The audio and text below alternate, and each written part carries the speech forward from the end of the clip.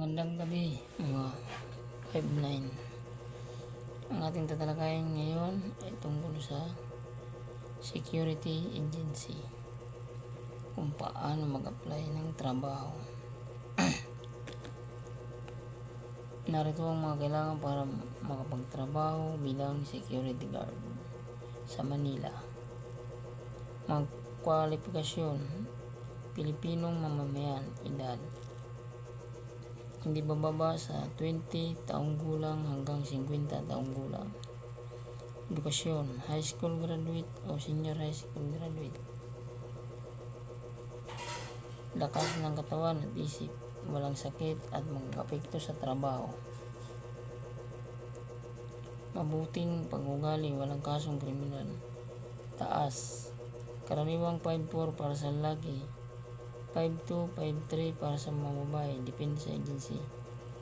Mga dokumentong kailangan: PSA, birth certificate,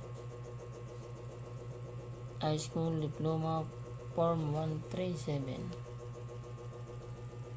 NBI clearance, barangay clearance, police clearance, PNP, social clearance, court, municipal, trade court clearance, neuro, psychiatric test result, drug test result, medical certificate, fit to work, pagsasanay at lisensya. Una, pre-license training course, PLTC, sa training center na kinikilala ng PNP Susya. Kumuha ng license. 2. Experience, security profession, less fee mula sa PNP Susya. Ito ang opisyal na lisensya na kailangan bago mag-duty. Validated 5 taon. Iba pang paborito pagsasanay: first aid, BLS, first safety, TESDA, in situ in security service. Paano mag-apply? Hanapin sa rehistradong security agency sa Manila sa may lisensya mula sa PNP Susya. Karaniwang agency na rin ang tutulong sa pag-asikaso ng lisensya at mga dokumento. Siguraduhin na legit ang agency. Huwag magbayad ng malaking halaga bilang process fee o kung saan pwede mag-training. Tinatayang gastos: pre-license training course, PLTC, 1,500, 3,500, depende sa training center.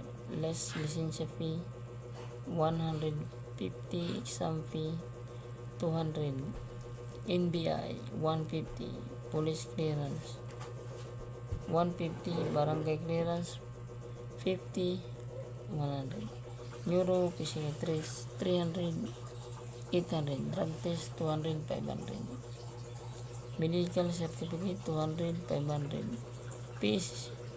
PSA birth certificate, 150, kabuuan nasa 300, 6,000 ang puhunan.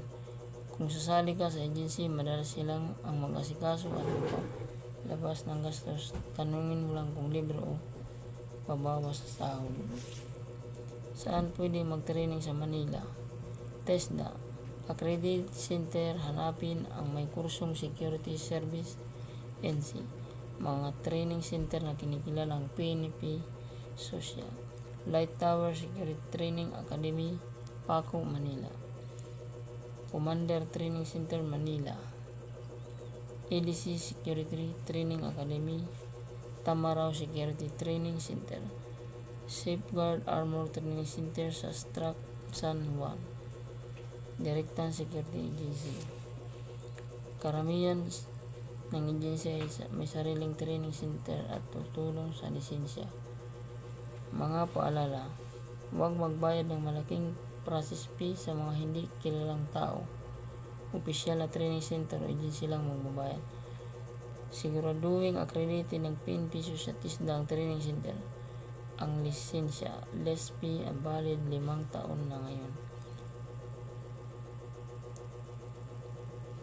Maghanap ng agency na mag-apply sa TESDA. Paano maghahanap ng agency sa Manila? Saan makikita ang agency? Sa business left page o info.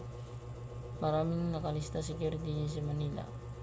Sa Facebook group, hanapin ang security guard jobs Manila o security agency hiring sa Manila. Tomcat Security Service Ermita Suliman Security Service Ruas Boulevard. Senior Security Detective Agency Santa Cruz. Skyway Security Service Sampaloc. Paano malalaman ang legit ang agency? Dapat may LTO license o operated mula sa PNP siya. Hindi humingi ng malaking bayad bago ka makatanggap. Tumatanggap ng mga aplikante ang walang experience. Sila ang tuturo. Mga itinatanong sa agency bago pumirma. Kaya po bang magbayad ng training at lisensya? Magkano po ang sahod at kailangan ng sweldo? May bayad po ba ang uniform? Paano mag-apply sa TESDA Security Service NC2? Mga kailangan: High School Diploma Form 137, PSA Birth Certificate, 2x2 picture, voting background, filled out application from TESDA. Office Training Center, hakbang-hakbang. Hanapin ang TESDA accredited training center sa inyong lugar. Pwede sa TESDA.gov.ph. Mag-enroll sa kursong Security Service NC2. Ito ang tumatagal ng humigit kumulang 112 oras. Pagkatapos ng training, kumuha ng competence adjustment kung pumasa, makuha ng national certificate. May scholar program din ang TESDA. Minsan libre ang training. Mga payo: mas mabilis ang directing agency, mas madalas sila ang mag-asikaso ng lahat. May mga kasanayan sa TESDA muna, mas malalim ang training mo.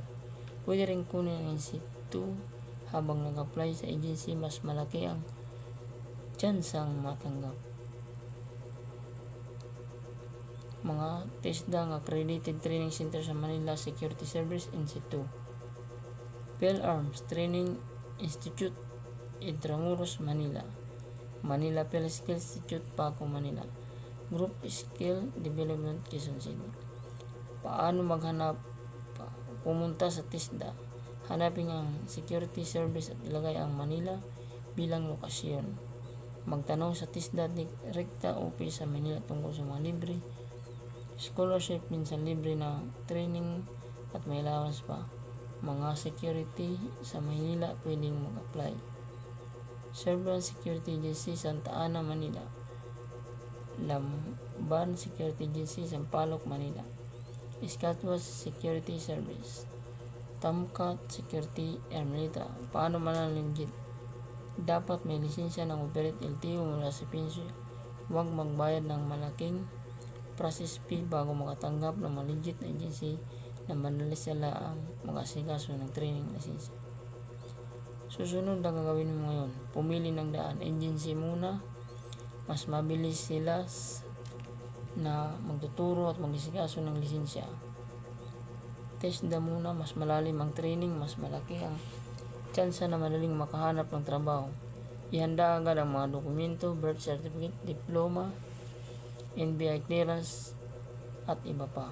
Tumawag o umisya sa malapit na agency training center.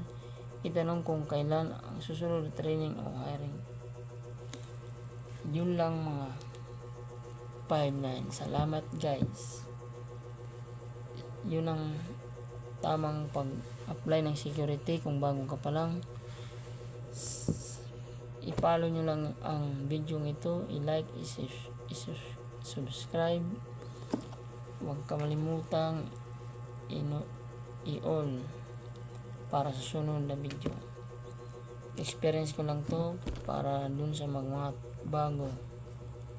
Maraming salamat guys sa panonood.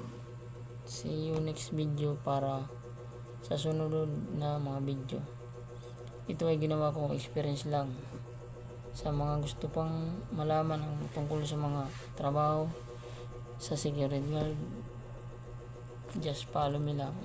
Maraming salamat mga brad and sis sa mga nanonood. Thank you for watching.